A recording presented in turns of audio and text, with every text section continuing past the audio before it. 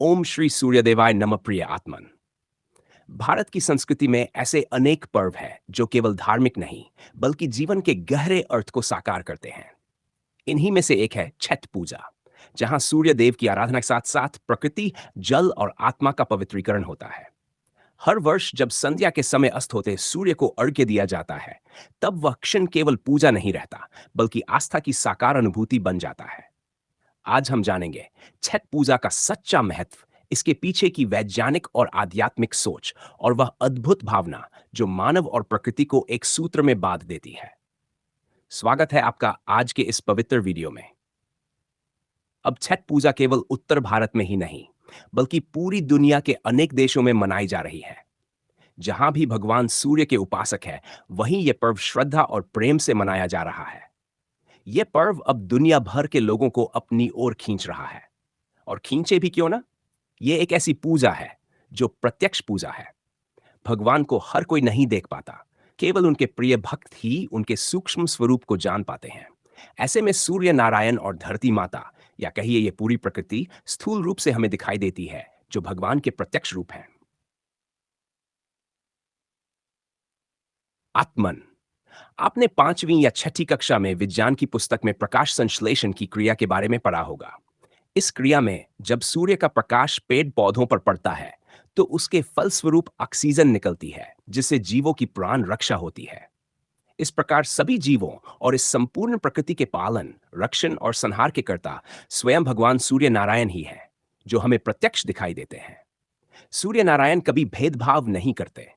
उनका प्रकाश सबके लिए समान होता है, चाहे वह धर्मात्मा हो या पापी, अमीर हो या गरीब, ऊंची जाति का हो या नीची जाति का, इस देश का हो या किसी और देश का। यही भगवान नारायण का सच्चा स्वरूप है। भगवान अगर अपने बच्चों में भेद करें तो वे भगवान नहीं रह जाते। इस प्रकार सूर्य नारायण भगवान प्रत्यक्ष दिखाई देने वाले भगवान हैं। बाकी सब पूजाओं का भी अपना अपना महत्व है, परंतु छठ पूजा आज के इस व्यावहारिक समाज के लिए एक गहरा संदेश है।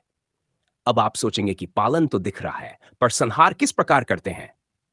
आत्मन, क्या आपने कभी सोचा है कि सूर्य नारायण का प्रत्येक उदय जहां एक और जीवों के पालन का कारण है, वहीं संहार का भी कारण बनता है? सनातन धर्म के अनुसार प्रत्येक जीव की आयु उसके जन्म के समय ही निर्धारित होती है। यदि किसी की आयु 80 वर्ष निश्चित हुई है, तो आज का सूर्योदय उसके जीवन का एक दिन कम कर देता है। इस प्रकार संहार भी सूर्य नारायण ही करते हैं। सूर्य और अग्नि दोनों के उपासकों की शक्ति अत्यंत प्रचंड होती है, और यह बात अब पूरी दुनिया में सिद्ध हो रही है। सूर्य के उपासकों के तेज से ही यह संसार प्रकाशित हो रहा है। परंतु ऐसे अद्भुत पर्व का सही लक्ष्य न समझ पाने के कारण कई लोगों की आस्था अधूरी रह जाती है। आत्मन, इस वीडियो को ध्यानपूर्वक सुनिए, क्योंकि इसमें आपको मिलेगा छठ पूजा का सही वैज्ञानिक और आध्यात्मिक विश्लेषण। इसे समझकर आप श्री सूर्य षष्ठी व्रत का सच्चा और गहरा अर्थ जान पाएंगे। इस वीडियो में आगे और भी कई महत्वपूर्ण बातें हैं जो हर छठ व्रती और श्रद्धालु के लिए जानना आवश्यक है। साथ ही पूरी दुनिया को भी इस पर्व का वास्तविक महत्व जानना चाहिए, क्योंकि कुछ अनजान लोग इस पर्व का मजाक तक उड़ा देते हैं। इसीलिए आत्मन, इस वीडियो को अधिक से अधिक साझा अवश्य करें, ताकि हर किसी तक इसकी सच्ची भावना पहुंचे। प्रिय आत्मन, भले ही लोग श्रद्धा और भक्ति से इस पर्व को अपनी सांसारिक सफलता के लिए करते हों, जो कि ठीक भी है, लेकिन इस व्रत का आध्यात्मिक महत्व काफी ऊंचा और अद्भुत है। अब इसे समझाने के लिए हमें थोड़ा विस्तार में जाना होगा। दोस्तों, यदि आप थोड़ा ध्यान से इसे सोचेंगे, तो पाएंगे कि यह संसार मुख्य रूप से दो शक्तियों से संचालित हो रहा है, जैसे दिन और रात, माता और पिता, अच्छाई और बुराई। आप और भी उदाहरण सोच सकते हैं। ये दोनों तत्व एक दूसरे के बिना अधूरे हैं। ठीक उसी प्रकार प्रकृति और पुरुष दोनों मिलकर इस सृष्टि को चलाते हैं। भगवान सूर्य पुरुष स्वरूप है, और ये धरती, पेड़ पौधे, नदी, झरने, पहाड़ और प्रकृति की समस्त रचनाएं प्रकृति माता हैं। छठ पूजा प्रकृति के सहारे उस सूर्य नारायण, जो पुरुष स्वरूप है, की पूजा है, जो अपने सभी बच्चों के पालन में सतत प्रयत्नशील रहते हैं और जिन्हें अपने बच्चों के सांसारिक ही नहीं बल्कि आध्यात्मिक हितों की भी चिंता होती है। इस व्रत से सांसारिक और आध्यात्मिक दोनों ही जीवन में सफलता प्राप्त की जा सकती है। छठ पूजा में जल तत्व जो प्रकृति का ही एक अंश है, उसके माध्यम से पुरुष अर्थात भगवान नारायण की पूजा की जाती है। आत्म साक्षात्कार अध्यात्म की एक ऊंची अवस्था है, जिसमें मानव शरीर के भीतर कुंडलिनी चक्र और अनाहत चक्र का मिलन होता है। यह मिलन ही प्रकृति और पुरुष का मिलन है, जिसके बाद साधक को आत्मा का या कहिए भगवान का दर्शन होता है। उसके बाद व्यक्ति के सारे द्वंद्व, सारे बुरे भाव मिट जाते हैं। वह परम आनंद का अनुभव करता है। वह सुखी होता है, मुक्त होता है। और यही त्रिलोक में परम पुरुषार्थ है। जिसने अपने भीतर इस क्रिया का अनुभव कर लिया, उसके लिए सारे आध्यात्मिक रहस्य खुल जाते हैं। ऐसे व्यक्ति को सैकड़ों अश्वमेध यज्ञों का फल प्राप्त होता है। इस प्रकार यह पर्व चारों पुरुषार्थों को सिद्ध करने वाला है। इसके द्वारा मनुष्य अपने आध्यात्मिक जीवन में भी सफलता पा सकता है। परंतु यह तभी संभव है जब इसे विधि विधान से किया जाए।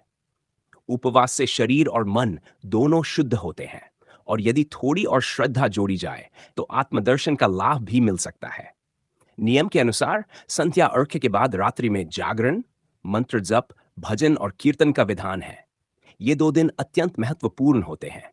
इनमें आपकी श्रद्धा और भक्ति जितनी गहरी होगी, वैसा ही फल प्राप्त होगा।